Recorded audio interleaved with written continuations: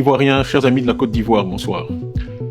Il y a 48 heures s'est déroulé dans notre pays un exercice électoral. Cet exercice électoral a eu lieu dans un climat de peur et a été marqué par une faible participation, visible par et reconnue de tous.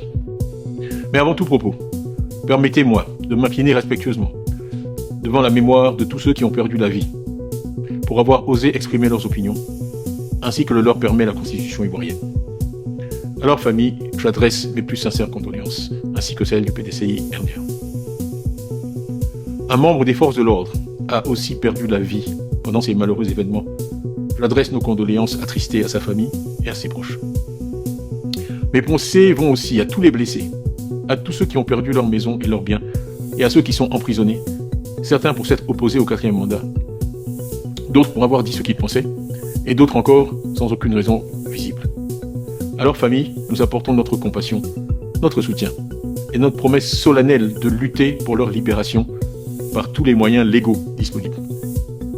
À toutes et à tous, je souhaite exprimer ma gratitude pour votre patience, pour votre courage et pour votre foi inébranlable en la démocratie. Merci de tenir bon, merci de croire en notre idéal de nation et de refuser d'accepter que les voix de millions d'Ivoiriens soient réduites au silence. Mais parlons franchement, ce qui vient de se passer n'est pas une véritable élection. Et ce à quoi nous avons insisté ne fait pas honneur à notre pays. Avec le PPACI et le président Gbagbo, le PDCI RDA dans le front commun n'a cessé d'œuvrer pour éviter la situation où nous nous trouvons aujourd'hui. Les faits sont clairs. Le président Alassane Ouattara a brigué un 4e mandat, controversé.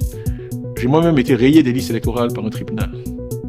D'autres figures de proue de l'opposition, au premier rang desquelles Laurent Gbagbo, Afine Guessan, Vincent Toby Irié, Assadé Tiemoko et beaucoup d'autres ont également été empêchés de se présenter. Partout dans le pays, depuis le 2 octobre, les manifestations ont été accueillies par des gaz lacrymogènes, des arrestations massives et une répression brutale. Au 25 octobre, les autorités faisaient état de plus de 700 personnes arrêtées, de dizaines de personnes gravement blessées et de vies perdues. Ivoiriennes, Ivoiriens, mesdames et messieurs, cet exercice électoral a divisé notre pays. Une nation qui pendant près de 2 décennies a lutté pour retrouver sa paix et son unité. C'est d'autant plus regrettable qu'en 2011, le pays était porté par une vague d'espoir, en laquelle tous les Ivoiriens qui aspiraient à la paix et à la réconciliation croyaient.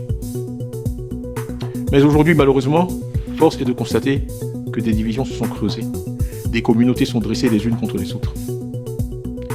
Des expéditions punitives ont été organisées. L'horreur est de retour en certains endroits du territoire. À Nayo, des vies humaines ont été perdues. Et on nous dit une personne a été brûlée vive. Nous avions pensé que le spectre de ce type de violence ne reviendrait jamais. Mais il semble que nous nous sommes trompés. Au lieu de nous rassembler, nous nous sommes divisés autour de cette élection et avons reculé dans la construction d'une véritable nation ivoirienne. Nous avons été nourris de slogans dont le plus ironique, compte tenu de la réalité à laquelle nous sommes confrontés aujourd'hui, semble être de vivre ensemble. Nous tenons tous à la stabilité du pays, qui est notre bien commun. La stabilité du pays. Nous avons toujours pensé pour notre part qu'une élection inclusive était le meilleur garant de la stabilité du pays. Et que la continuité, rassurante en apparence, pouvait conduire à l'instabilité, car la soif de changement du peuple ivoirien était réelle. Et les faits récents semblent malheureusement nous donner raison. Le taux d'abstention, que certains tentent aujourd'hui de manipuler, est en réalité le verdict du peuple, un rejet silencieux mais puissant d'un exercice électoral peu crédible, auquel la grande majorité des Ivoiriens a refusé de participer avant-hier. Le 25 octobre 2025, il ne s'agissait pas d'une élection au sens démocratique du terme. Dans certaines localités, on nous annonce même parfois un nombre de votants supérieur au nombre d'inscrits. Ce n'est pas cela la démocratie. Ivoiriennes, Ivoiriens, ne baissons pas les bras. Nous savons que la justice et la transparence sont les fondements du véritable développement et de la prospérité. La corruption n'est pas simplement un échec moral, c'est un désastre économique. La corruption appauvrit tout le monde en dehors d'une petite élite. Si les milliards financés par vos impôts et parfois détournés par certains s'investissaient en Côte d'Ivoire plutôt que dans des immeubles et propriétés à l'étranger, notre pays irait mieux et l'abstention ne serait pas à des niveaux records. Des routes dans le nord et dans l'ouest, à Soubré, des centres de santé dans nos villages, des écoles de qualité pour nos enfants auraient été construits. Nous ne pouvons pas permettre que les richesses de notre nation soient détournées alors que notre peuple vit dans la misère. C'est pourquoi aujourd'hui, j'appelle toutes les forces vives de notre nation, les partis politiques, la société civile, les chefs religieux, les chefs traditionnels, les jeunes et les femmes surtout, à s'unir. Nous rejetons la violence. Nous rejetons la violence parce que nous croyons au pouvoir de nos idées, à la force de l'unité et non au langage de la peur ou des armes. Il n'y a qu'une seule façon de vaincre la fraude, la transparence et les faits. Là où règne le mensonge, nous apporterons des faits. Là où règne la peur, nous apporterons de l'espoir. N'ayant pas participé à cette élection, nous ne nous interdisons pas pour autant d'agir. Pacifiquement, courageusement et tous ensemble, nous allons reconquérir notre démocratie. Depuis mon élection à la présidence du PDCI-RDA, j'ai dû affronter une série de procès et procédures. Il semble que nous allions vers de nouvelles procédures me concernant, selon lesquelles j'aurais lancé un appel à l'insurrection le 18 octobre. Je renvoie chacun au message que j'ai publié ce jour-là, message écrit, anniversaire de la naissance du président Houphouët-Boigny, où je disais « Évitons, pendant qu'il en est encore temps, la voie sans issue, créée par le règne de la manipulation, de la violence, de l'injustice et de l'exclusion. Jamais il n'est trop tard pour dialoguer, la paix est encore possible. Agissons maintenant. Le monde nous regarde, l'histoire nous jugera. La Côte d'Ivoire de Houphouët-Boigny, notre pays bien-aimé, doit rester un pays de paix, pour que l'âme, dans son caveau, du Père fondateur repose en paix. Que la paix soit dans nos cœurs. Voilà ce que je disais le 18 octobre. Ivoiriens, il ne faut pas désespérer. Dans aucun pays, la démocratie n'a pu s'établir sans avoir à surmonter une résistance farouche de la part de régimes autocratiques. Je saisis l'occasion pour appeler à nouveau le pouvoir au dialogue. Nous sommes en effet dans une impasse. Seul le dialogue peut nous permettre d'en sortir. C'est le souhait, en tout cas, de la majorité des Ivoiriens. Un dialogue sincère nous aurait évité les incidents et les pertes de vie humaines que nous venons de vivre. Il n'est jamais trop tard pour bien faire, et j'espère donc que les autorités entendront cet appel.